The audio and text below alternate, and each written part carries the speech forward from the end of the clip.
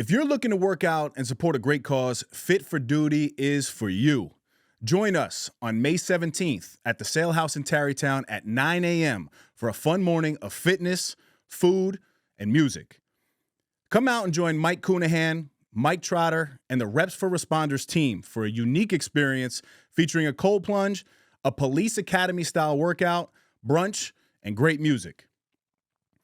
Reps for Responders focuses on improving the physical and emotional survivability skills of first responders, helping them make responsible decisions both on the job and in their personal lives. Their services support the mental health and well-being of police officers, firefighters, EMS, EMTs, correction officers, military personnel, and nurses, active and volunteer, with the ultimate goal of reducing suicide rates within the first responder community. There are ticket options to work out and brunch or just to spectate and come eat with the crew. You can grab yours at fitforduty.repsforresponders.org. If you're interested in showcasing your business, sponsorship opportunities are still available. For more information, you can find them on Instagram at Reps4Responders. This is an event you don't want to miss. So get your tickets today, and we'll see you out there on May 17th. This episode is brought to you by Whitaker Garage Doors, your one-stop shop for all things garage doors, proudly based in Peekskill, New York. Your home is a direct reflection of your personal style, and let's face it, your garage doors are the first thing people see when they pull up your driveway. Whether you're looking for the timeless charm of a classic carriage house door or the clean, sleek look of a basic wood finish, Whitaker Garage Doors offers traditional options for every taste and budget. I can personally vouch for their incredible service. When I had my own garage doors done, I was blown away by their timeliness, professionalism, and overall respect for their clients. Jonathan, Cassara, and their entire team are top-notch, and they really go the extra mile to ensure you're happy with the final result. So if you're in the market for a new garage door or need some repairs, give them a call or find them on Instagram at Whitaker_doors. Don't forget to tell them you're a friend of Dave's over at the No Snooze podcast. Whitaker Doors. You won't regret it. Now, back to the epi. Adversity? Bring it. The struggle? I welcome it. Snooze on life? Never that. I am Dave Regina, and this is the No Snooze Podcast. Come on.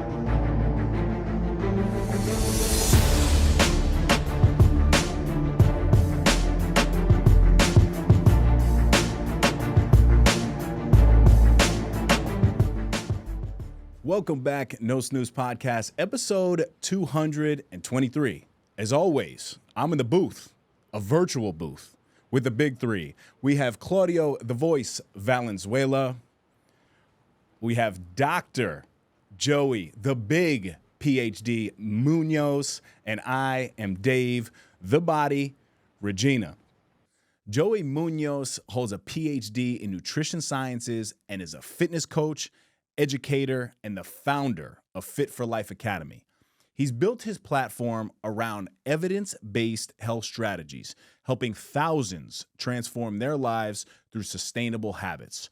Joey is also the host of the Dr. Joey Munoz Show, where he breaks down science-backed wellness in a way that's real, relatable, and results-driven. A thought leader in muscle building, nutrition, and performance, Joey's mission is simple: empower people to take control of their health and never settle.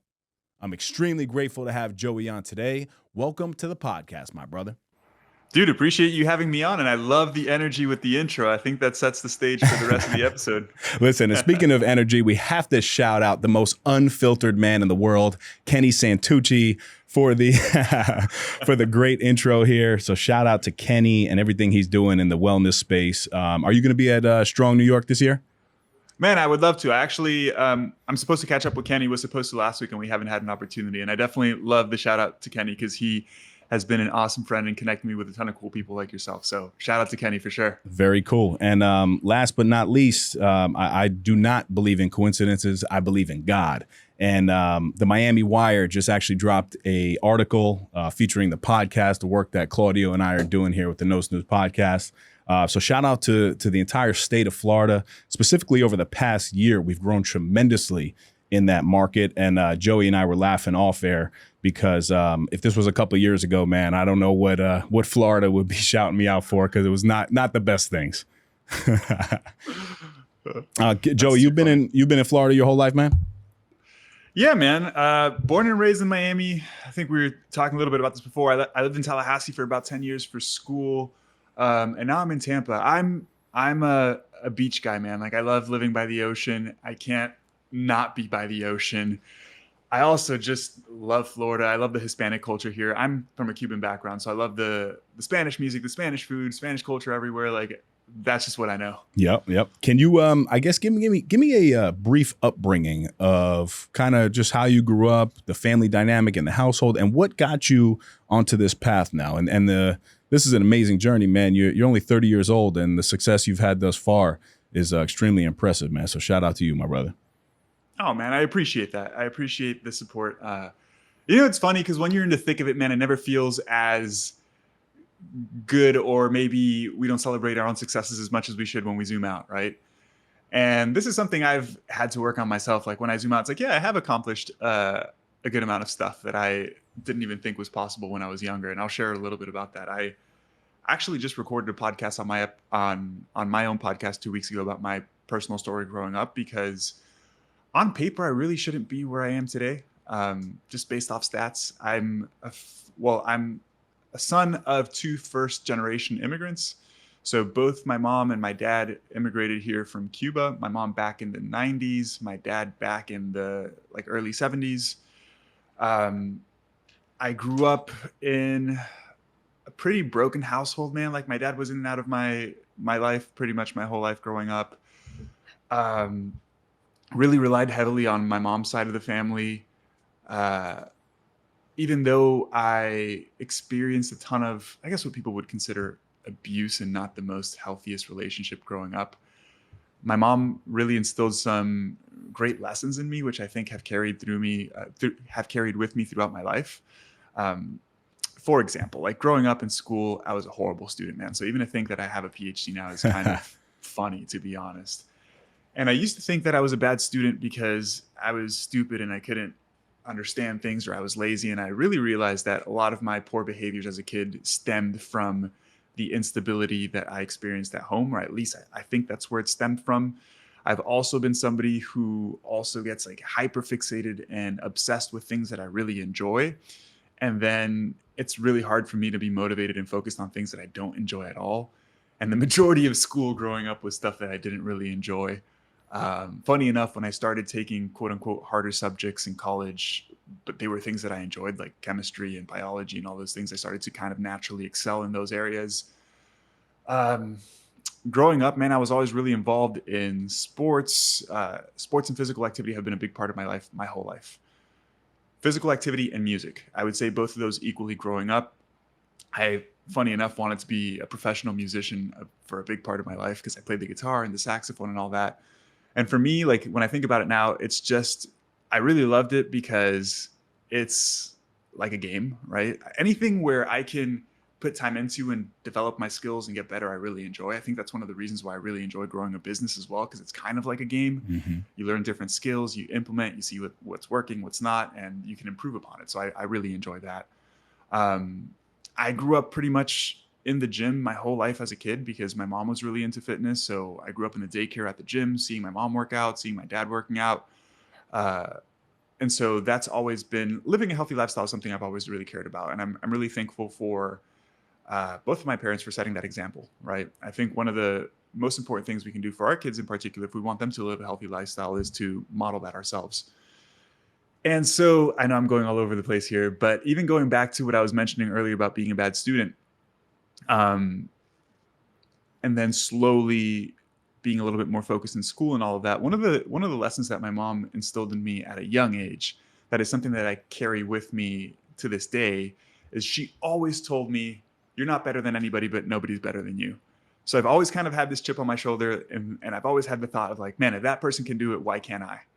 Right? So I've never been somebody who thinks too much about the future, or the far future, I should say.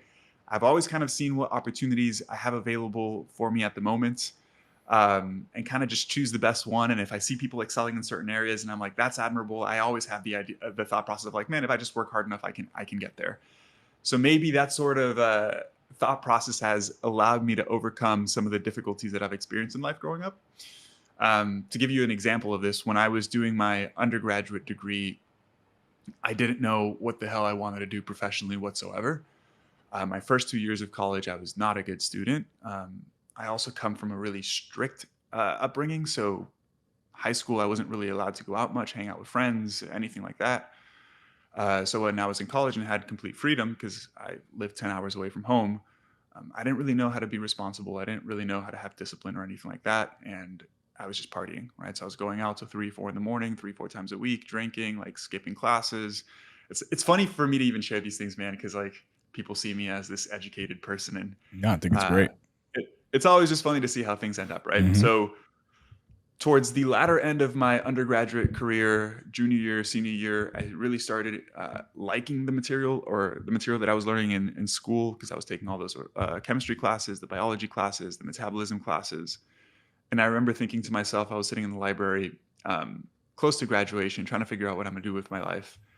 And I was like, well, you can't really do much with an undergrad in nutrition. Like, truthfully, you can't. And I was like, I guess I'll just go to grad school. And that was my deciding factor. So I didn't really give it much thought. Doing my master's degree, same sort of thing. Professor presented an opportunity to do a Ph.D. And funny enough, my response was like, man, school's really expensive. I don't want to do that, because I've done my master's for a year and I've already had to pay like 20 grand out of pocket. And he was like, no, man, if you do a PhD, we actually pay for your school and we pay you a stipend on top of that to teach. Mm. And that was it. Like, I didn't really think about it much else. I was like, all right, let's do that. And then I literally graduated top of my class, man, which was really cool. And it was something that I really wanted to do to prove to myself that I can be successful in some areas where, again, on paper, I shouldn't really be super successful in.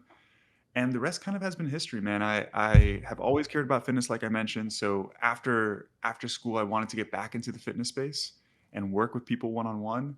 And so I'm not sure if you're familiar with who Dr. Lane Norton is. Yeah, absolutely. Yeah, so I contacted him when I was in grad school. I was actually writing for his website for some period of time.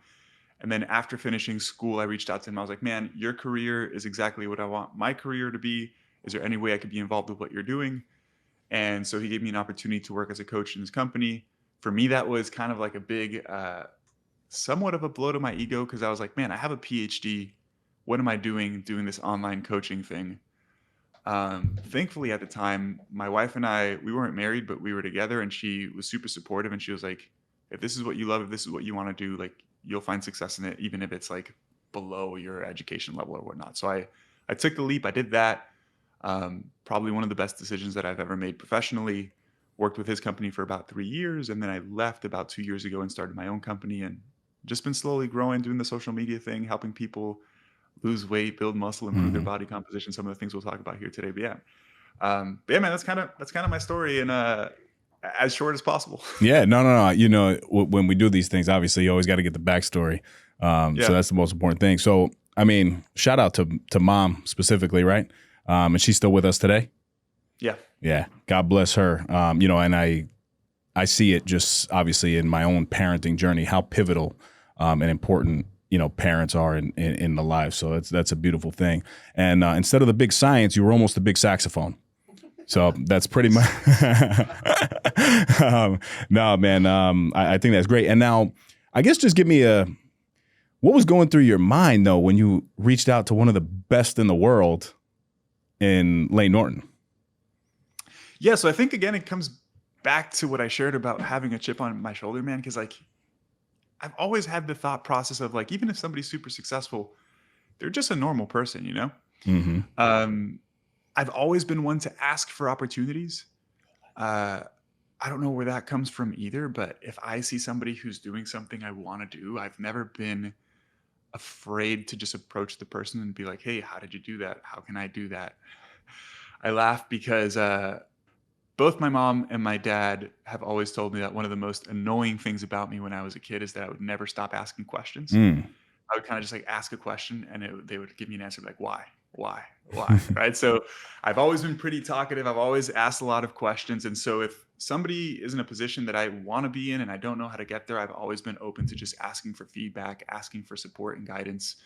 Lane specifically was somebody who I have been following and I admired since I was pretty much in high school, man. I think like back in like 2010, I used to watch his stuff because he's probably the first person who was online on social media posting content. So I heard a podcast that he put out, which was more of an inspirational episode, not necessarily a sciencey episode. And he was essentially talking about this concept of if you want something, go for it, ask for opportunities. Don't be shy, don't hold back, right? And I heard that episode and I just like looked for his email online and sent him an email. And that's kind of it. Like one thing I've admired about Lane always is that he's always been very open to helping students and people who are in a similar career path to him. I say that because he's not the only one I reached out to. I reached out to a couple of people, never really heard back from anybody but Lane. And Lane is super busy, man. He has a huge audience. He has a ton of opportunities. He's a busy guy, and he's always taking time to give back, which I really appreciate. No, I think that's a great takeaway for people. You know, just in general, reaching out is very uncomfortable. Just on any level, right? You don't have to be the best in the world by any means, but even just locally, people always struggle with that. And that's something that I struggled with for a long time too. But, you know, you could tell very quickly in a field when individuals really want to help versus just wanting to elevate themselves. So I think that's an incredible thing, man. And kudos to you for getting the confidence to do that. Go ahead. Sorry. I was going to say, if I could add there, I think one thing that helps with feeling comfortable reaching out is one, understanding that I'm a big believer that we can learn something from everyone, man. You know, so reaching out doesn't always have to be to somebody who's way ahead of you or way bigger than you in whatever area. So that's one thing. And the other thing that always helped me frame it differently too is like, how good does it feel when somebody reaches out to you and supports you and say that they're a fan of your work and that they'd love to learn more from you or they just have a couple of questions? Whenever I get a message like that where it's positive and supportive and the person's like, man, I love what you do. I would love to be able to pick your brain on a couple of questions if you don't mind. I've never said no. That always feels good. Yep. So I've always approached it from the perspective of like, how can I add value to this person? How can I support them? How can I show that I admire them? And then how can I show that I want to learn from them essentially? And it's never backfired, honestly. You know, and I do think that does stem from a level of confidence within yourself too. So something that I'm dealing with in, you know, our men's leadership stuff, Action Cultivates Excellence, and my partner, Sean Degnan, we're seeing a lot of spin-offs of what we do in the leadership space, right? We bridge the gap between masculinity and vulnerability. You know, shout out to Kenny again, but he was like, dude, I've never been so vulnerable in a conversation, just because that's kind of where I love to go with guys. And it's very cool to be, you know, a strong physical human being, but I think it's even cooler to be able to bridge that gap. So we're seeing a lot of these different networks pop up. And I think in New Jersey, there's something that's kind of exactly what we do. And Sean and I both, we looked at each other and we were like, collaboration over competition all day, you know, because if we can, you know, provide value to their network and they could provide value to our network, you're still unique in your own way. So I think that's a great touching point, man. And I would also say, even competition in that sort of context is in some ways selfish, man, right? Because if like you do this to really expand your mission, right, of helping, and I don't know what your particular mission is. I know you've shared it with me, but like being more vulnerable, being more open as men, feeling comfortable connecting with other men. Like if that is the true mission and somebody else has the same mission somewhere else, man, that's something that should be celebrated, right? And figuring out a way how to collaborate and how to grow exponentially together, right? I see it a lot in my space where people in the fitness coaching space kind of shit on others. And it's like, man, I just don't get it, right? Because when I see other people doing the same thing that I'm doing, they're doing it the same way, ethically, sustainably. They're trying to help people. I try to bring them on my podcast, share what they're doing, shout them out, because they're just supporting the same message. And to me, like the message is really what matters. Yep. No, absolutely. All right, man. I want to get into your expertise. You know, I just want to start tapping into that. And I want to start with really like a foundation of wellness for people. But what would you say are some of the biggest myths that you see people falling for when it comes to health and fitness in general? Yeah, I would say Most of the myths, I think, are around nutrition specifically, not so much exercise. Uh, Maybe that's just my perspective because I'm deep into the nutrition space specifically. But it's a general one. But the concept of any particular food or any particular diet, you can literally insert any food or any diet into this statement, is either causative or beneficial um, towards weight loss or health improvement, or the opposite is bad, causes you to gain weight, causes disease.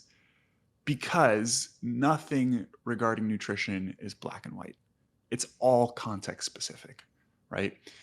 And I like to use very extreme examples to paint the picture, although they are unlikely scenarios, simply because it paints the picture that context matters. Here's what I'll say.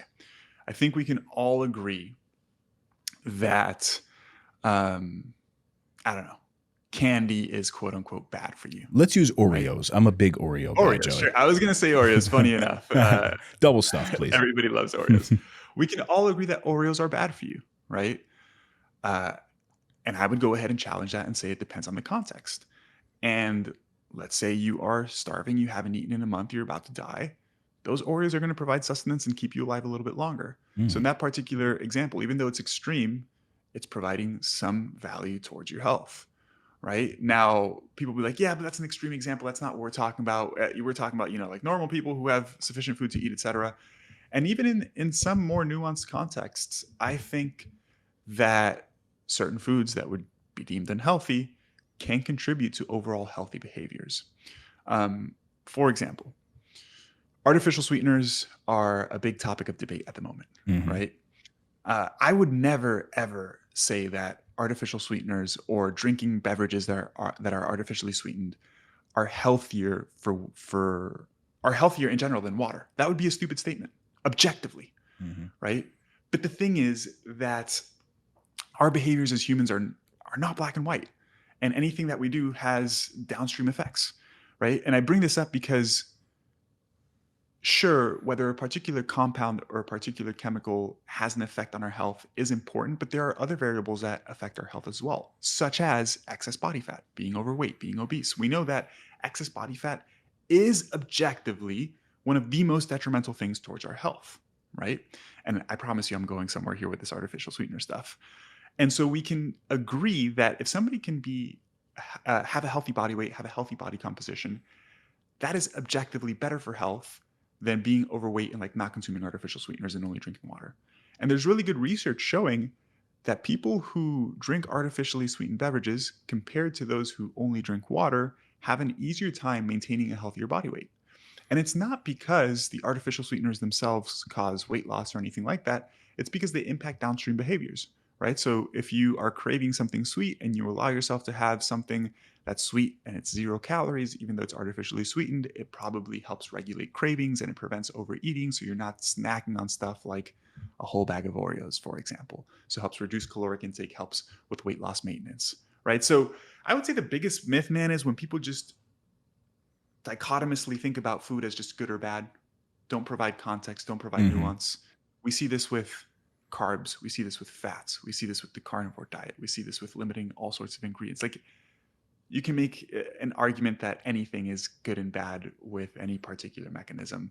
I know that's a pretty general one, but it's the most common thing I see. Yeah, no, I like that. And also, I'm a huge, just proponent of like moderation in general, right? Like it's not going to kill me if I'm focused 90% of the time. And then I enjoy an ice cream here and there. I enjoy an Oreo. I have Crohn's disease as well.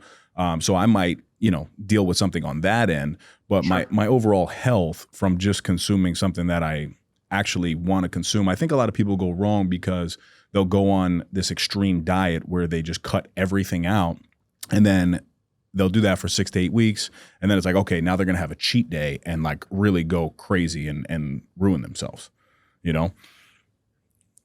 And I love that you brought up that topic because I would almost argue that for 99% of people, having ice cream, having some of these foods that you enjoy in moderation actually contributes positively to your health because it influences how consistent you can stay with an overall healthy diet. Most people can stay pretty consistent with a diet that's 80 to 85% whole unprocessed foods and maybe 10% what we would consider junk food. most people could stay consistent with that for the rest of their lives. Very, very few people can stay consistent with a diet that's 100% clean food. And that really matters, because the big issue that people have, Dave, is not an inability to lose weight. Most people who struggle with weight and want to lose weight lose a considerable amount of weight at least once in their lifetime. The issue is weight regain. And one of the big reasons why people regain weight is because the approach that they use to lose weight in the first place is not sustainable. If you are a normal human, man, and you grew up, having ice cream on Fridays with your family, like that was your thing, and you have this this sort of relationship that you've built with this seemingly like small activity, right?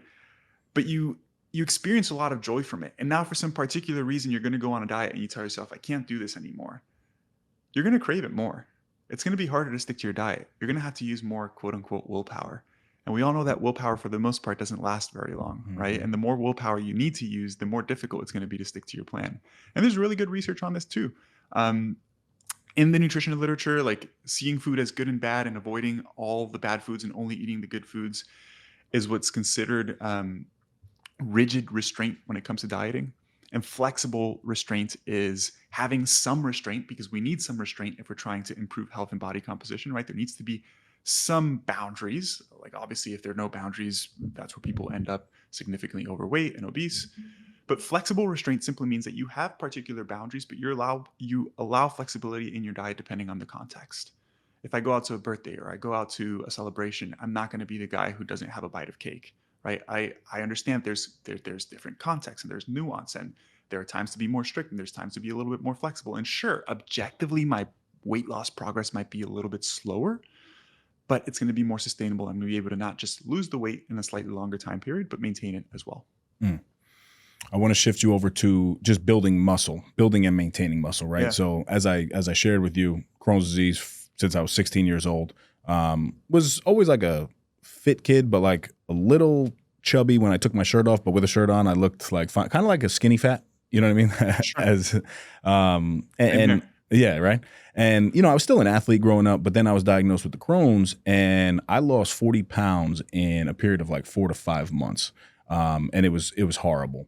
And all I wanted to do was build muscle. Now, I didn't realize, I guess, later in life until I started reading, and you can correct me if I'm wrong with the statistics, but I think after age 30, we lose approximately, 1% of our muscle mass if we're not like really being active. And I watched this specifically in my grandfather. He was always very strong growing up. I'm compared to him, in the family, just the voice, the presence, the stature. But he was about 74, 75 and really, really started to decline. And all I wanted to do was put like a couple dumbbells in his hand while he was sick, because I just watched him deteriorate very, very quickly. And it was really, really sad. And then he was skin and bones and he really couldn't do anything. And from my understanding, having muscle on your body creates density in the bones that over time, like if you are in that fragile age, a lot of the listeners have, parents in their 60s and their 70s, grandparents, whatever. And I'm constantly talking about the importance of even them, starting to pick up some dumbbells and build muscle. So I think hearing from me is one thing, but really pitching it over to you as the big science and the importance of muscle building. Yeah, man, muscle really is, I think, the closest thing that we have to the fountain of youth, truthfully. We can talk about muscle from a number of different directions, man. First off, as you mentioned, and it's sad to hear that your grandpa essentially wasted away. Mm-hmm. That is what happens, right? After about age 30 to 35, as you mentioned, you start losing muscle at about the percentages are hit or miss, right? Everybody's a little bit different, but you start losing muscle slowly if you're not resistance training.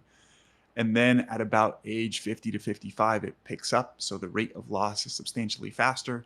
Essentially, as you age, the rate of muscle loss increases unless you're proactively doing something about it. Why does this matter as we age? Specifically for physical function.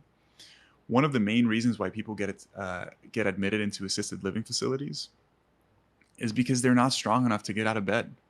It's like, it's not age. It's the fact that you're not strong enough to do your activities of daily living.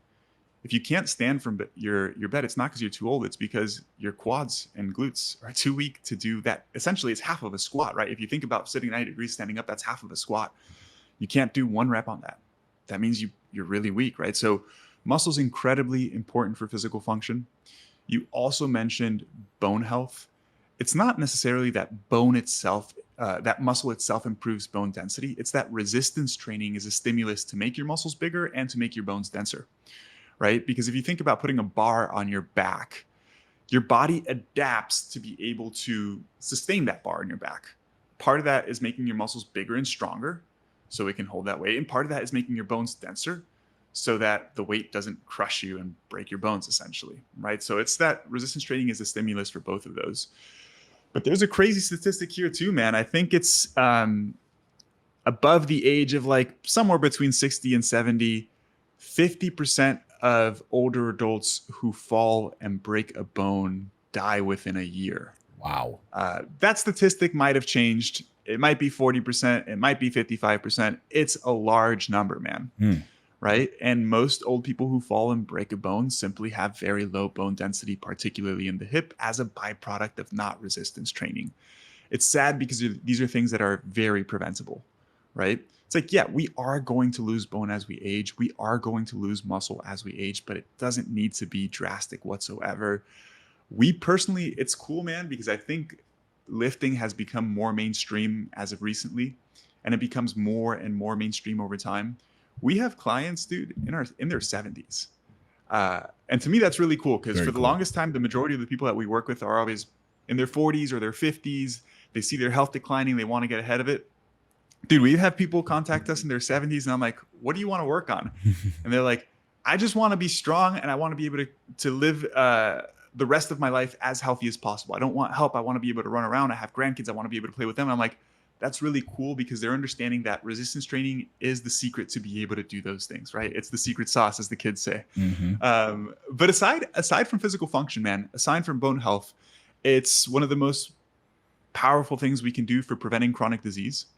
To be transparent, cardio-based exercise is the best exercise we can do for cardiovascular health specifically. But resistance training, if done correctly, can also provide a great cardiovascular benefit. Muscle is one of the best things we could do to prevent type 2 diabetes in particular because it helps with blood sugar regulation. When we contract muscle, we actually uptake glucose from the blood without needing insulin. So it essentially helps our bodies use glucose more efficiently. It's associated with the reduced risk of cognitive decline as we age.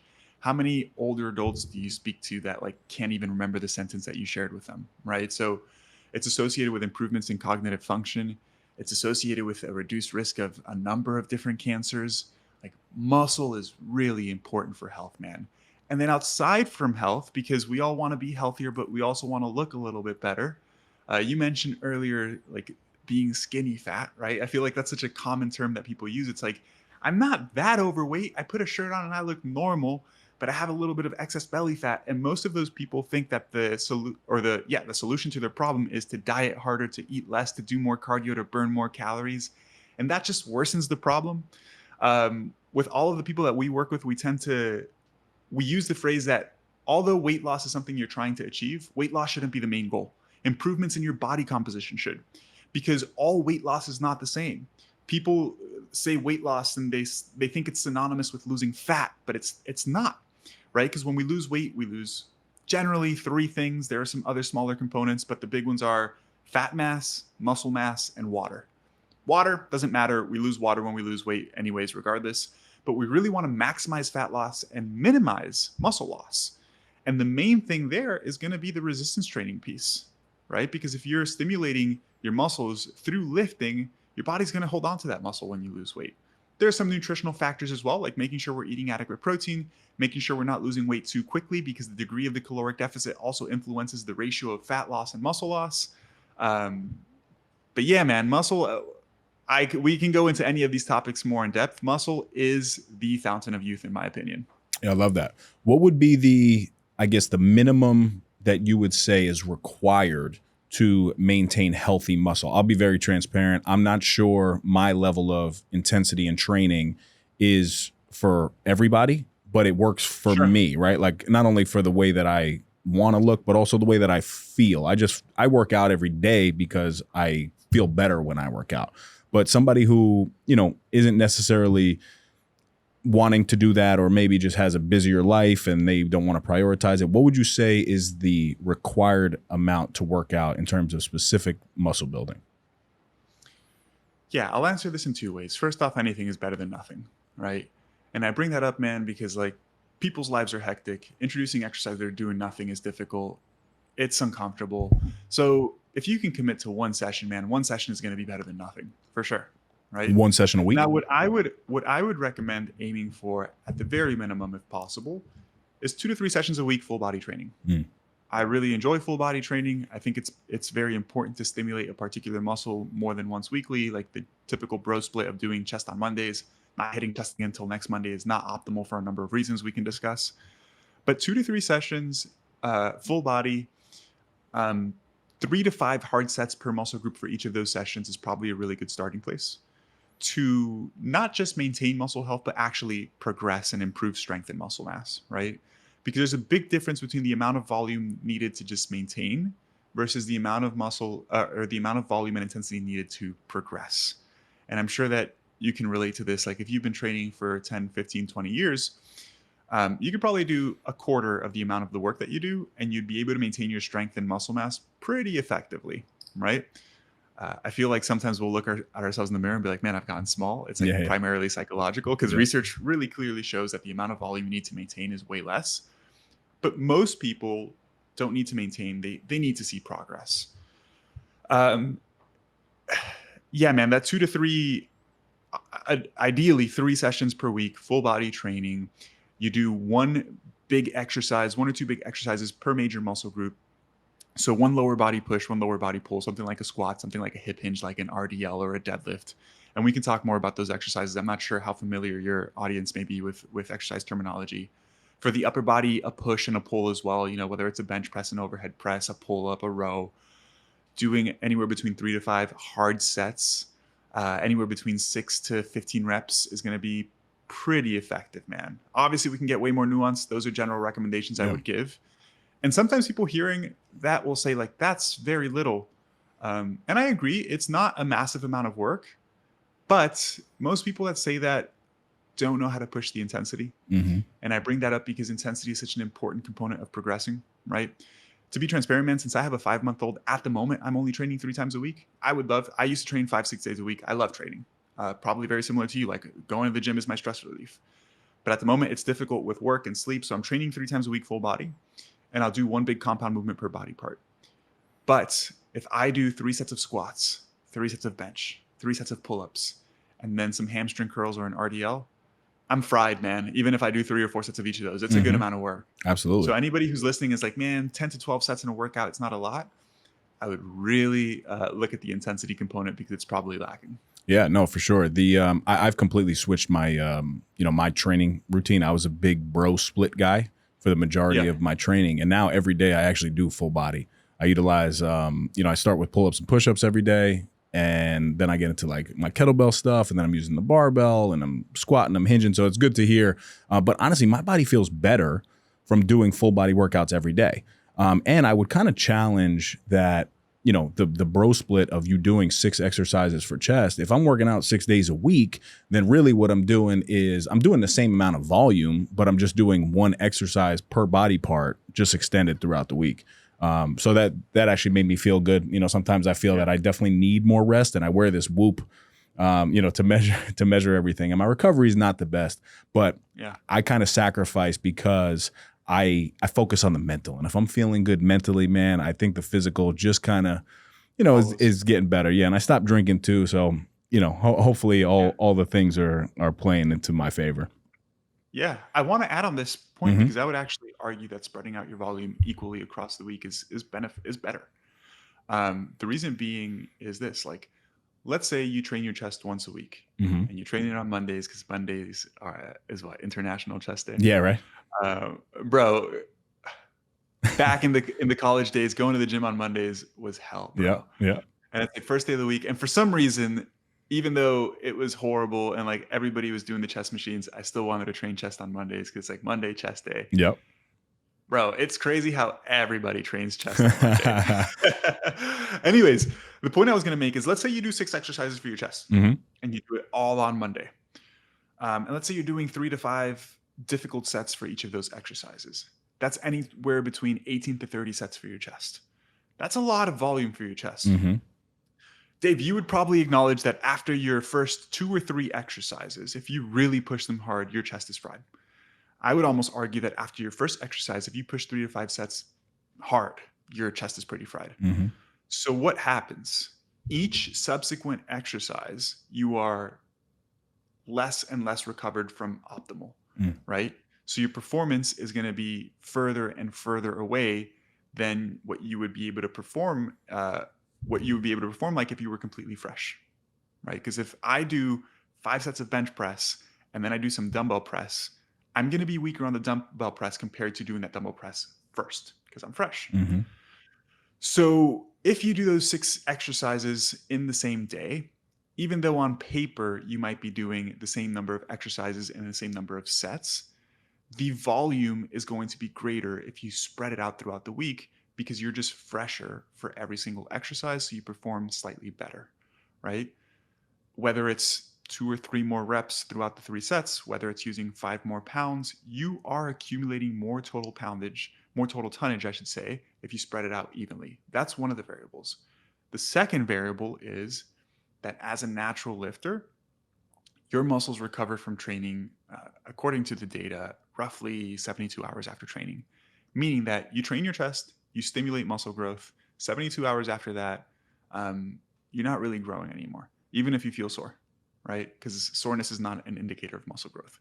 So if we're trying to grow optimally, it makes sense to train the same muscle at least every 72 hours or so. Mm. And the research clearly shows that even when total number of sets is equated for training a muscle twice per week, it results in better muscle growth than just training it once per week. According to the research that we have, more than twice a week, so like 3, 4, or 5 times, doesn't necessarily result in better muscle growth. I think because there's one, exponentially smaller returns with higher frequency. And 2, there's some issues with methodology as well. Like it's hard to get experienced lifters in a research study. Most times it's beginners. Beginners respond so well to training that like a minor difference in like a couple of grams of muscle mass are going to be difficult to detect because they're going to respond well whether they train once a week, 2 times a week, or 4 times a week. But I'm of the belief that spreading out your training as evenly as possible throughout the week is the best way to progress. Mm. Are you looking to elevate your brand with captivating visuals and immersive sound? Look no further than the home of the No Snooze podcast, Kai Visions Productions, your go-to destination for cutting-edge audio and video production. At Kai Visions, we don't just create content, we create experiences that leave a lasting impact. From podcasts, YouTube variety shows, sleek corporate videos, to attention-grabbing promotional campaigns, our team of experts is dedicated to turning your vision into reality. Choose Kai Visions for a production experience like no other. It's time to make your brand known. Contact us today at kaivisions@gmail.com or find us on Instagram at Kai Visions. Kai Visions Productions, where audio-visual excellence meets innovation. Now, back to the epi. Diet optimization. I want to talk about that a little bit. What would you say is a truly healthy modern diet for the everyday person? And what would you say is like outdated or misunderstood when it comes to dieting? Yeah, man, this is a loaded question. And I've thought about this a lot because when people say, I have a healthy diet or you should eat healthy, it's a difficult thing to define because so many people define it very differently, right? I would say that a healthy diet needs to meet 3 main requirements. 1, it needs to meet your nutritional needs. That means both macronutrient and micronutrient needs, right? 2, and I'll go into each of these in a little more detail. 2, it should help you manage your hunger and your satiety. For those of you guys that are listening, satiety is the opposite of hunger, right? So feeling satiated means you feel full, you feel satisfied. Your diet should help do those things because if not, again, you just need more willpower good luck long term, right? Mm-hmm. And the third variable, which most people overlook, is that it needs to be enjoyable. So a healthy diet for you might look different than what a healthy diet looks like for me, because it could meet those three requirements and look completely different, right? When it comes to meeting nutritional needs, these are my general perspectives. Variety in your diet is a very good thing, right? There's cool research also showing that greater nutritional diversity from whole foods specifically is associated with better health related outcomes. And when we talk about health related outcomes, we're looking at things like risk for chronic disease, like cardiovascular disease, diabetes, different sorts of cancers, being overweight or obese, etc. Greater nutritional diversity is associated with better long term health outcomes. That means, simply put, don't cut shit out of your diet for the sake of cutting shit out of your diet, right? Unless you have Crohn's disease like yourself, or you have a particular allergy, or you really don't like a particular food. Do not listen to advice from people that inherently tell you to cut out whole food groups for the sake of cutting out whole food groups. For example, if you fall into the keto camp or the carnivore camp and you eat no carbohydrates, carbohydrate containing foods are very healthy. Beans are incredibly rich in fiber. They're also very rich in particular phytonutrients that have been shown to reduce the risk of plaque buildup, so cardiovascular disease. Fruits, veggies, whole grains, like these are all foods that we should include in the context of a healthy overall diet. The complete opposite of that, a vegan or a vegetarian diet where you cut out all meat, also not smart from a health perspective. Like if people have ethical issues with eating meat, I would argue against it, but whatever, I respect it. But from a health related reason, it does not make sense to cut out meat either, because there are particular nutrients and benefits that we get from meat that are more difficult to get from plant-based sources, right? So the main first red flag for nutritional needs is like, don't cut out food groups for the sake of cutting out food groups. Anybody on social media, this goes back to the myth that you asked me earlier that says this particular food group, whether it's vegetables because they have anti-nutrients, whether it's fruits because they have sugar, whether it's grains because they have carbs, and they say that it's bad for some particular reason, even if the reason sounds really smart, it's wrong, period. The other thing I would say for nutritional needs, and this also goes into managing hunger and satiety, is not slashing your food intake by too much, right? Most people nowadays understand that calories matter. They go on a diet, they want to cut their calories, and they just like eat way too little. So one, if you eat very little, you're going to be hungry. But two, you're also likely going to be deficient in particular nutrients, because you're just not eating sufficient food to meet all your nutritional needs, right? So what I would encourage for most people who are trying to lose weight, if they're tracking calories or whatnot, is to maybe be 10 to 15% below maintenance, no more than that. A lot of people try to go 25, 30%, to lose weight quickly. So that's the first variable there. I've thought a lot about this, Dave, which is why I could rip off the top of the head on this. Good. The second variable being hunger and satiety regulation. This is my favorite topic to talk about, because we eat for reasons beyond just hunger. But I think both you and I can agree that if you feel full, you are way less likely to overeat and to snack, right? So when it comes to hunger and satiety regulation, there are two big variables to think about here. It's food choices and nutrient timing. A lot of people have some knowledge around food choices. Not many people understand how nutrient timing, aka how you eat throughout the day, how that influences hunger and satiety. And there's some really good research showing it does. When it comes to food choices, to keep it simple, whole foods over processed foods, there's really good data that the degree of processing itself impacts how much you eat, not just the nutritional composition. I'll touch on this in just a second. In terms of particular nutrients, going for protein and fiber-rich foods. Everybody knows protein is great. It keeps you full. Fiber, from a hunger and satiety regulation perspective, is just as good, if not better. So we want to double down on fiber, right? Raspberries, avocados, most fruits and veggies, whole grains are going to be a relatively good source of fiber. That would be my main recommendation. Double down on protein and fiber, double down on whole foods. Why did I say that the degree of processing matters beyond just the nutritional composition?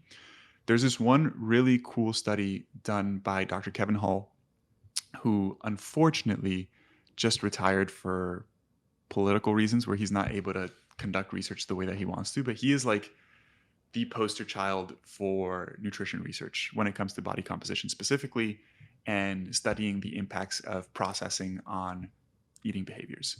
So they did this really cool study where they took two groups of people and put them either on a highly processed diet or a whole food based diet. Now, interestingly, both of these diets were matched for pretty much everything nutritionally, man. Calories presented, aka if I show you 10 calories of processed food, I'm showing you 10,000 calories of whole foods. I meant to say 10,000, sorry. Caloric density, meaning how many calories per unit of food. It was matched for sodium, sugar. It was matched for macronutrients. So, like, nutritionally, on paper, these diets were the same. And the people were presented with these diets, and the only instructions were just eat as much as you want, right? And over 14 days, those that were on the highly processed diet consumed on average an additional 400 to 500 calories per day, Really? even though the nutritional composition was the same. So Why? Go ahead. yeah, I just want to ask. So is that the equivalent of what you're saying? If I were to eat a really clean protein bar versus eating grilled chicken that had the same amount of protein in it, is that what you're saying? Correct. Okay, gotcha. Correct. Yep. Because of the mouthfeel, the texture, the flavor, it's just easy to overeat processed food, man. To give you an example, and this is going to be a stupid example, but it's what comes to mind. Let's say you have a piece of mozzarella cheese stick, right? Like a cheese stick that has some protein and an avocado, right? So let's say you have 3 cheese sticks and an avocado that has a certain amount of protein, a certain amount of fat.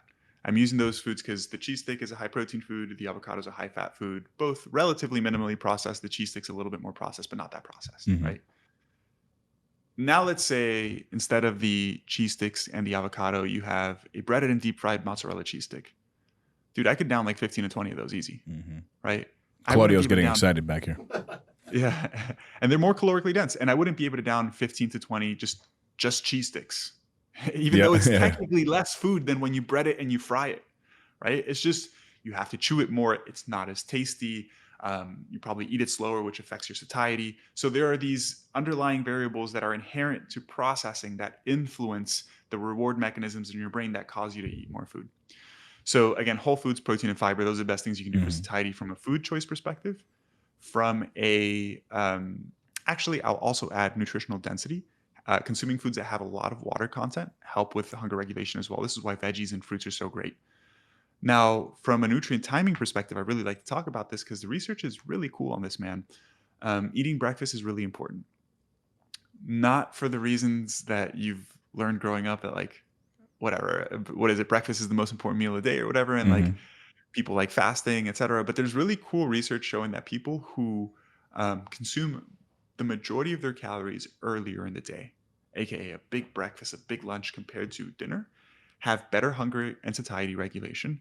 And I think the reason is twofold. One is that you are regulating or you are matching your food intake with your body's normal circadian rhythm of hunger, meaning that everybody has probably heard of hormones like ghrelin and GLP-1 and leptin by now, right? They're hormones that are associated with hunger regulation. They follow a normal circadian rhythm, meaning that the concentration of those hormones fluctuate throughout the day. Hormones like ghrelin, which is like the hunger hormone, is highest early in the morning. So it makes sense to match your eating behaviors with how your body normally regulates hunger throughout the day. That's one supposed mechanism. I think a simpler mechanism is the fact that when you have a big meal, you're full for, 3 to 5 hours after that, right? Depending on the size of the meal, obviously, and the composition of the meal. But if you can strategically have a bigger meal earlier in the day, you're taking advantage of that window of time where you're feeling satiated. Compared to having a really big dinner, it's like it's still going to have that satiating effect. But if you have a big dinner at 7:30, 8 p.m., you're going to sleep by 10, like you're not really strategically taking advantage of that. Beyond the impacts on satiety and hunger regulation, a large breakfast is also associated with greater energy expenditure. So you actually burn more calories if you eat a big breakfast. And it's not because it has a magical effect on your metabolism. It's likely due to the fact that if you're consuming food earlier in the day, you have more energy, so you slightly move more throughout the day. Because all sorts of movements result in energy expenditure, right? And the greatest difference there is what we call our NEAT, on non-exercise activity thermogenesis, which is just movement that we do that's not intentional exercise.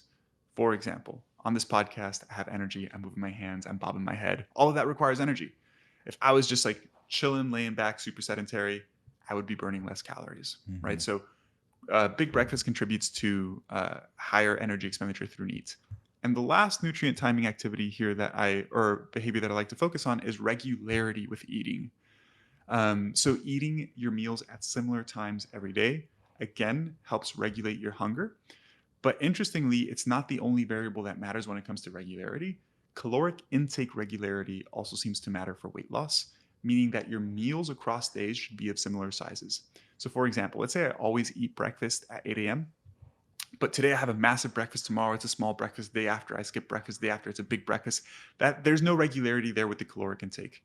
And there's cool research showing that regularity with caloric intake and meal timing are both associated with better weight loss when people are attempting to lose weight, right? So that's meeting nutritional needs, that's regulating hunger and satiety. And the last component is being enjoyable, which means that there are no foods that you have to eat. There are no foods that you don't have to eat, man.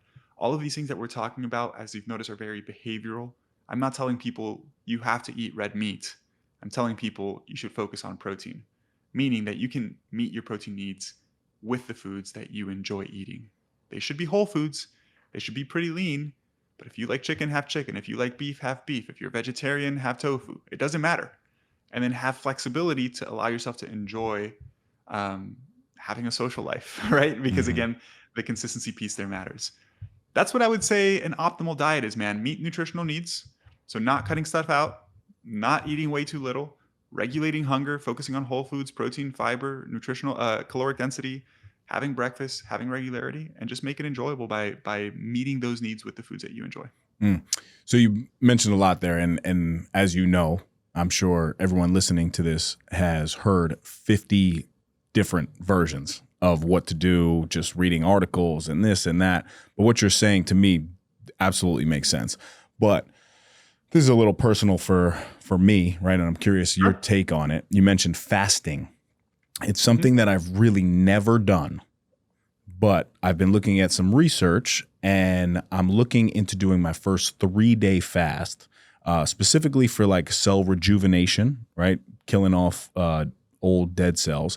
But I really want to do it for a spiritual purpose, right? I want to actually get closer to God. I want to say no to the flesh, right? But yes to the spirit. And, you know, I'm in my Bible every day. I'm curious though, and so it might sound funny to you, but I'm like petrified that I'm going to like lose all my muscle in 3 days. And by the time this episode airs Monday, I'll just be about 12 hours into my fast for 3 days. So give me, I guess, answer my question personally, but then fasting in general. I'm curious to know your expertise here.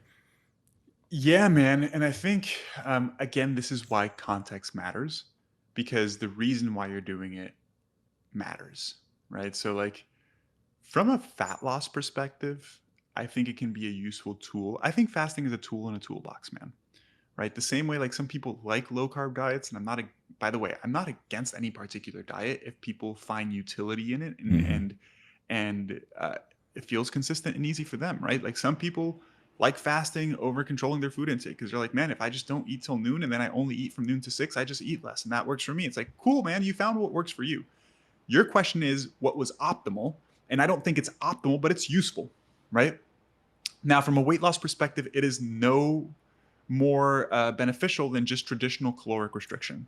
There's plenty of research on this. And in some ways, if somebody's trying to optimize body composition, there's some research indicating that protein spacing is important, aka like having protein equally throughout the day and not just having it all in one bolus. So there might be a slight negative impact on your ability to build muscle chronically if you're always fasting. Don't worry, you're not going to lose your muscle. Let's go, Joe. Let's go. From a cellular regeneration perspective, man, I will start off by saying like this is definitely not an area that I have taken a deep dive into, but a lot of friends that I respect in the industry who I know are on top of the science and the research. The current evidence does not suggest that fasting is uniquely beneficial for something like autophagy, which is essentially the process of cellular regeneration. First off, autophagy is always occurring, so your cells are always regenerating, always. Fasting does seem to accelerate that process, but simply due to the fact that there's reduced caloric restriction, because there's also been research comparing fasting to caloric restriction where calories are matched and the levels of autophagy are fairly similar across the board, right? Now, this has been with short-term fasting. to be transparent, I don't really know how much data there are when it comes to long-term fasting, 3 days, 5 days, 7 days. So if you have seen something like that, I would appreciate it if you share it, because I like learning about these things too. Now, what you mentioned, man, about like doing it for a spiritual reason, a personal reason, wanting to challenge yourself. I'm all for that, man. Like, I think that's great. I think if you want to see how far you can push something, if you want to get in touch a little bit closer with your spirituality, like those are reasons outside of health and fitness that I have nothing against those things, right? Like it's the same. And I say that explicitly, man, because when I talk about these topics on social media and I express science as or talk about the science as to why certain things may not be beneficial for a particular outcome, people always comment, they're like, well, I fast and I like it. It's like, that's great, man. Like, I'm happy that you like it. Yeah. The same with cold plunging, right? I just don't like when people make particular claims that we don't really know whether they're true or not. I'm not even going to say that they're false, because a lot of times we just don't have research to support it. And the truth is that you can't make strong claims unless we have some evidence, right?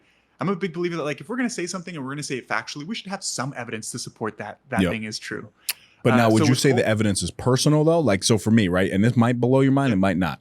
I am on a diet. I've been on a diet for years to where I really don't consume, unless I'm having a cheap meal. I really, for the day, am about 100 grams of carbs and below, just because of my Crohn's disease, right? But I have a lot of muscle. I look a certain way. I'm about 240 pounds, depending on the time of year, between 8 to 12% body fat. But like, I don't know if, I don't go around recommending that specific diet to everybody, because people are not going to feel as good as I feel, right? I do it more for the gut, right? And for whatever reason, when I'm digesting clean protein versus digesting just carbohydrates, my gut doesn't process it the same. And yeah, man, totally. First off, nutrition is very personalized, right? In particular, like more specifically when people have gut related issues, man. Right. Because like somebody who doesn't have any gut issues, you can kind of eat whatever you want. It doesn't really affect you from a digestive perspective. You know, it doesn't give you freaking diarrhea or anything like that, right? I would challenge you, Dave, and say that carbs aren't necessarily your issue. I would say it's more around particular types of carbohydrates. Yes. For example, you might be very sensitive to very fibrous carbohydrates, so particular vegetables.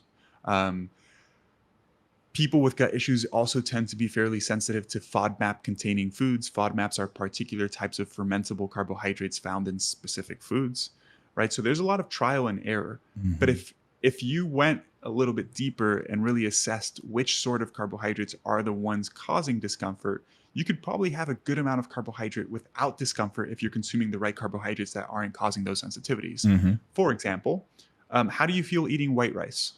Not good. Not good? Not good. Okay. That's a particular, But like bananas, I feel great. Sweet potatoes, I feel great. Pasta, I'm terrible. Any sort of bread, terrible.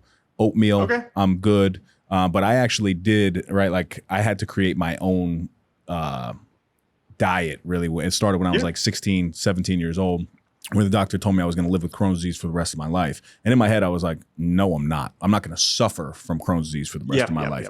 You know what I mean? So I started creating a food log where I would eat grilled chicken and, you know, I would log it, and then I would eat a sweet potato, I'd log it. Then I would have pasta, I'd log it. And also how many times and how frequently I was going to the bathroom. So I really created this off of data, you know, and I've been doing it, you know, for years. But for whatever reason, like I don't necessarily thrive. Like people always say carbohydrates give you energy. For me, I can go a full day with no carbohydrates or minimal carbs through like berries and stuff like that and feel like on fire. So I don't, I'm a little different. Carbs give you energy. It's overly simplistic. Food gives you energy. Right. Food that you can digest and absorb gives you energy. And this is why it's so personalized, right? Again, we're talking about nuances here. Like we also have to think about like hierarchy of importance. The thing that gives you the most energy is just the total amount of food that you consume, right? Like you would probably agree that if you just ate 1,000 calories and you're eating very little food, you're going to feel fatigued, even if it's the highest quality food in the world, because you're just not eating sufficient food, right?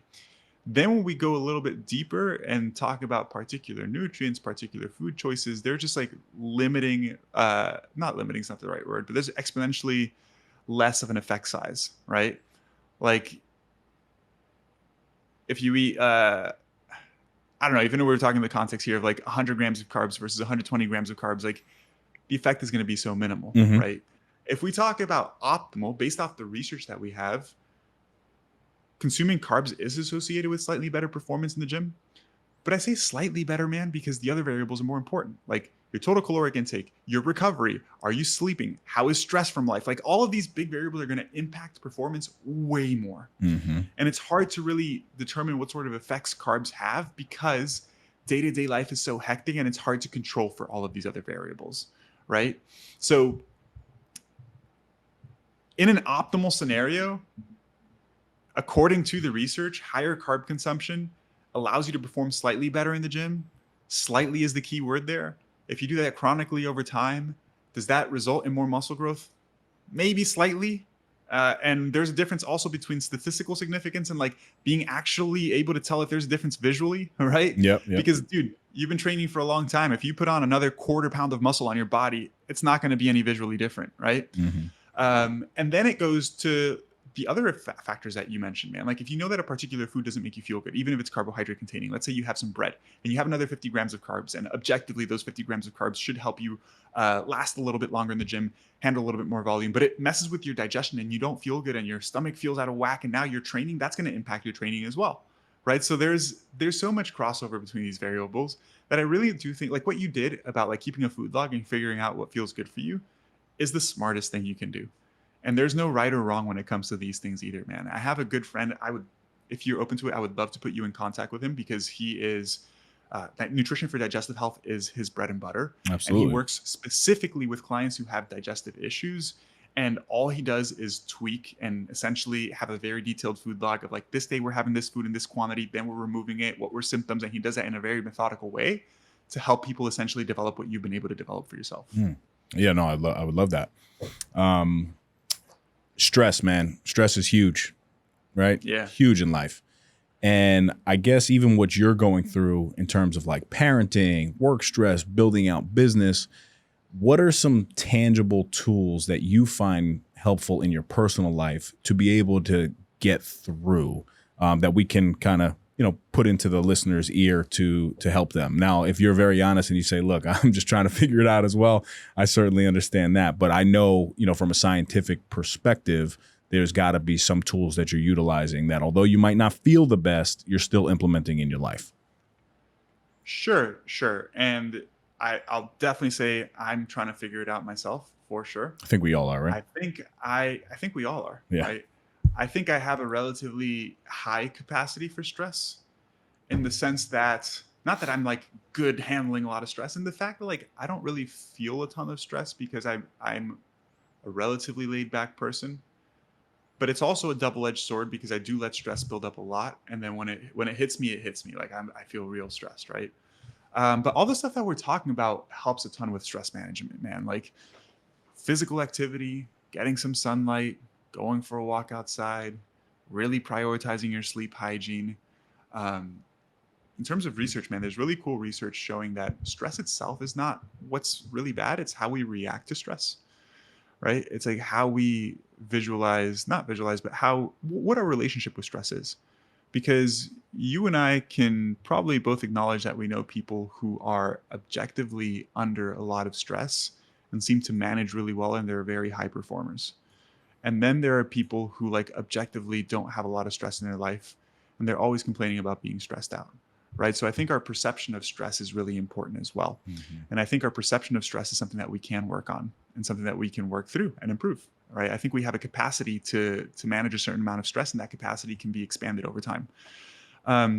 For me, I've been able to work on that by just proving to myself that over time I can manage more and more, right? Again, going back to what we were saying at the beginning of like, I don't think I'm better than anybody, but I truly don't believe that anybody's better than me inherently. Like if I see somebody managing a lot and they're a parent and they have a business and they're doing all this stuff and they apparently seem successful and I know them and they seem like good people and they seem like they have their shit together, to me, that's just proof that it's possible. And if they can do it, why can't I, right? Like, again, this might be something inherent about my personality. I don't know. I'm a big believer that these things can be developed though. Things that I do to manage stress, this isn't sexy, but it's just like talking to my wife, man. I've realized that I let things that stress me out are insecurity. Like if we're having a bad month in business, it really stresses me out. Finances, from the perspective of like, am I going to be able to provide for my family? So like the typical stuff that would stress a man out, right? That cares about being a caregiver, that cares about being successful, that cares about providing for their family. Those are the things that, truthfully, man, those are the only things that stress me out. But they can stress me out often because I have a pretty new business and it's a risky move and it's not a secure position. And I provide for my family. My wife's a stay-at-home mom. So like those things are thoughts that are in my mind all the time. And my wife can tell when I'm feeling a certain way. Because like I'll be quiet, I'll be short, I'm a little bit more short-tempered. And funny enough, man, when I just like tell her what I'm feeling, it almost just like completely makes me feel better. Right. And she's really reassuring too. And we'll be like, what's the worst thing that can happen? Realistically, not much. Because thankfully I have a doctoral degree. I could get a job if I needed to. Like she has her master's degree in occupational therapy. Like we'd be fine. Right. So that helps me a ton. Being physically active helps me a ton, man. Like walking is my stress relief. If somebody in my team isn't performing up to standard or shit's not going the way it should be, and I'm like talking to my team and I find myself like about to say some shit that like I would probably regret just because I'm feeling a certain way and I'm stressed, I will like turn off my computer and go for a 30-minute walk, put some music on. Always helps me feel better. Like I mentioned, I have grown up training 5 days a week. At the moment, I'm only training 3 days a week. The days I don't go to the gym, I objectively feel way more drained and stressed at the end of the day. For sure. Right. Yep. So it's like that helps me a ton. I think being out in the sun, I mean, I'm in Florida, so it's nice to get out in the sun, but like seasonal depression is real for people that don't live in sunny states. Listen, talk about New York. We're just getting to a place, Joey, where the sun is starting to shine, but it was very cold and dark for a long time. You know, daylight savings finally kicked in, but a lot of people struggle, man. But I love what you're saying because it's definitely spot on.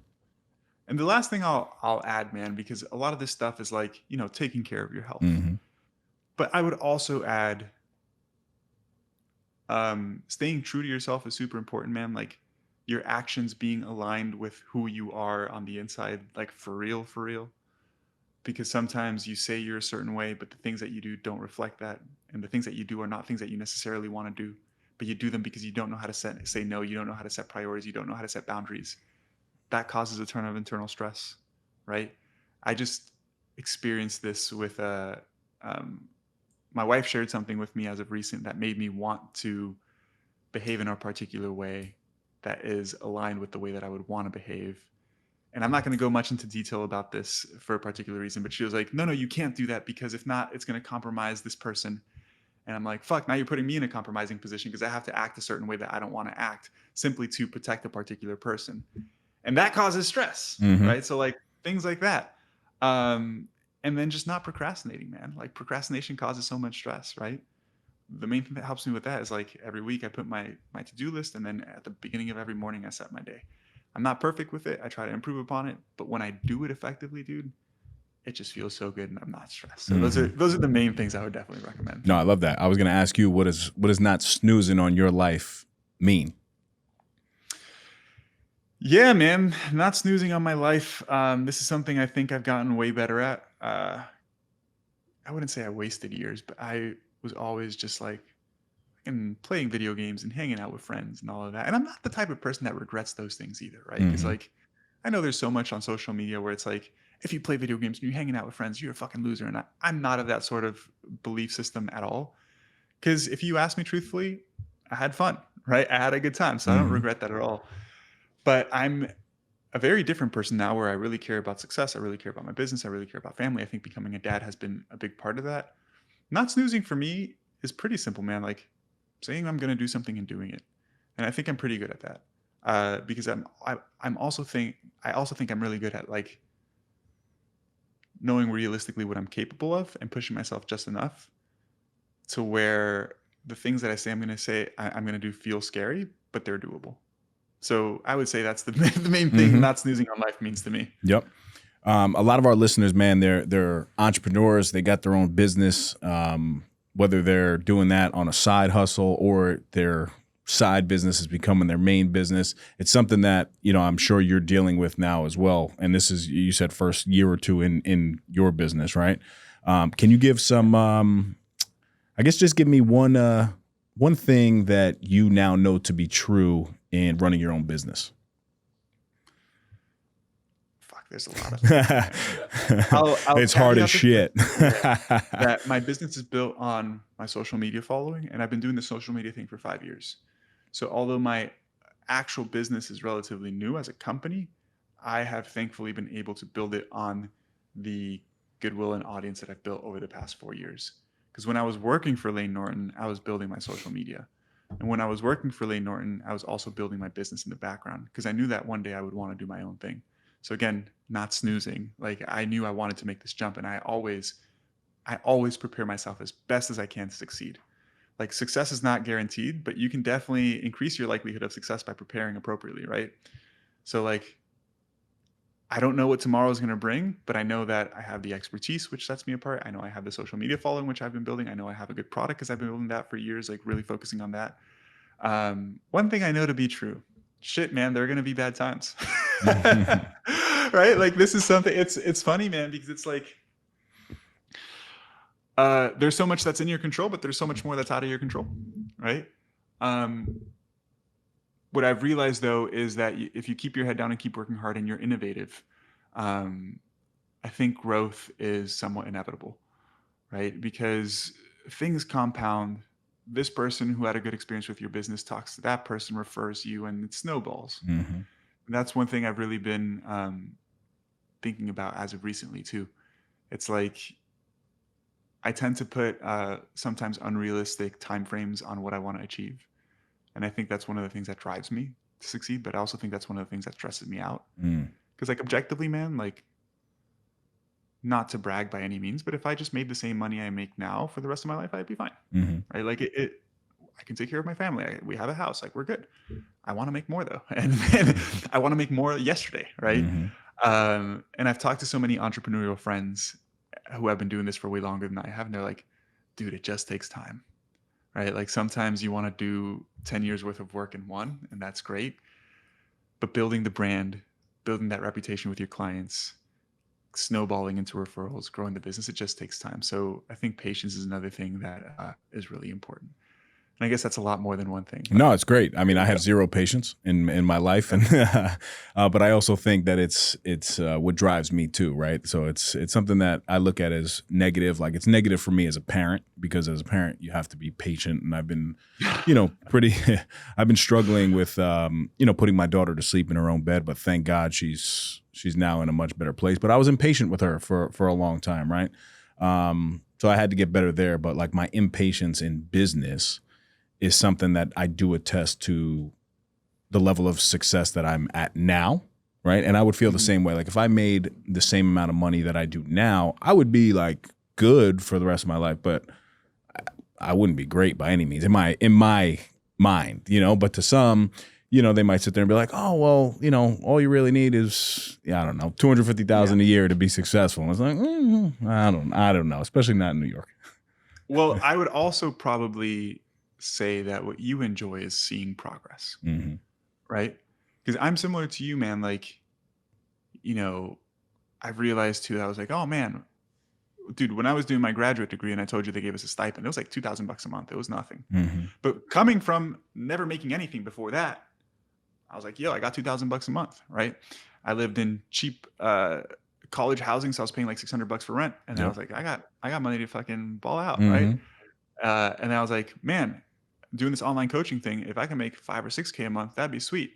And I make that. It's like, now I want to make 10. Now I want to make 15. It's like every time I set a milestone, it doesn't mean anything. It's just, for me, again, it's the gamification piece that's addicted for me. So, dude, I know that if I made $5 million in a year, but then for the next 10 years, I just made $5 million, that wouldn't make me happy. Like, cause it's like, the money's great, but I really like seeing the progress. I really like, I'm not exaggerating, man. I'm very far away from even making $1 million in a year.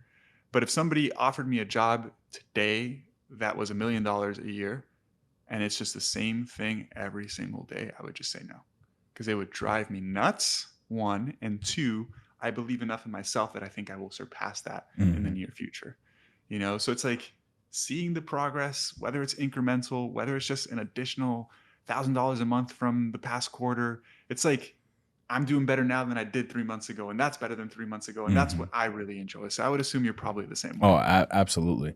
And I mean, you touched on a little bit with social media, but what would you say to somebody who has a business and is not necessarily they're on social media, but they're not intentional with their social media? What would be like a quick tip or two that you would, you now know to be true with your following? You have a very large following as well. Double down. Do you follow Alex Hormozy at all? I never heard of him. Who's that? Oh, dude. This is going to be, you're just going to consume so much content now. Alex Hormozy. I think, in my opinion, he's the best. I'm messing with you, Joey. I'm messing with you. Okay. I was about to be like, dude, how the fuck? Yeah, you should have said that. Yeah, no, I'm familiar. He says, shit, what were we just talking about? What was the question you just? Social media. His whole perspective is that having a personal brand is a cheat code. It just makes everything easier, right? And that's the truth, man. It's like, it just makes everything easier. You build inherent trust with your audience, right? I know this is another part of like the security thing that I was talking about. Like, I'm trying to grow a business where I have other coaches doing the coaching, and like I'm trying to have a marketing team, and I'm trying to like actually grow as a business. But I know that if I ever had to, and I had to leave all that, I can make a really good living just coaching on my own, not having to do marketing or anything like that, just posting on social media that I'm taking on some clients, because I've built that rapport, I've built that trust. I think if we think about what's one of the most important things for somebody to become a customer is trust that they believe that what you're going to do delivers the results that they want. And I think social media just helps build that trust and bridge that gap. Because if you don't, you have to make up for it through marketing, through nurture, through ads, and that's expensive. And social media is expensive too in many ways with time. But I also think it's very similar to investing in the stock market, right?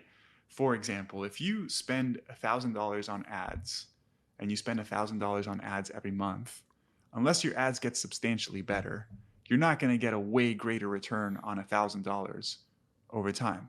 You're just not, right? $1,000 might make you $3,000, or if you have a 3x ROAS, right? But like when it comes to social media, if I put 10 hours into my social media this week and I do it every single week, and 5 years from now, I'm still just putting 10 hours into it, the return is like way more, man, because it snowballs and it compounds and the audience continues to grow. And I also really do think it opens up so many opportunities, you know, like I wouldn't be on this podcast if it wasn't for social media. I wouldn't have been able to meet Kenny and talk at his event if it wasn't for social media. So it just opens opportunities that you didn't really even know were there. Yeah, I'm a big believer, man, that I think like having a personal brand or a brand in general is the most important thing that we can do. And the cheapest way to do it is through social media. Yeah, I love it. I couldn't agree more. But you know, I'm of that same mindset. But for the longest time, even with the podcast, man, like, you know, you can ask Claudio. He wanted to quit on me. Sometimes I say 16 times, sometimes it's 17, sometimes it's 20. But my thing was actually more like 40. Right. Oh yeah. It was every week for 3 years, my brother. Yeah. But you know, I just kept like kind of pouring in and like, look, we just got to keep going. You got to keep going. You got to take action, right? Because action will create that momentum, and that momentum eventually will, you know, begin to blossom. But even for us, man, like long time to get traction. You know how podcasting is. Podcasting, there's not necessarily money in real money in podcasting, unless you're Joe Rogan. You know, but it's definitely opened the doors as a personal brand for both of us to be able to create, you know, different business opportunities. So yeah, I would just encourage anybody to put content out. It's extremely important, and don't worry about what people are saying, man. I get some clowns and trolls on my thing. Telling me that I'm what'd they say? The Ed Milet and Joe Rogan wannabe combined. Like I get that a lot.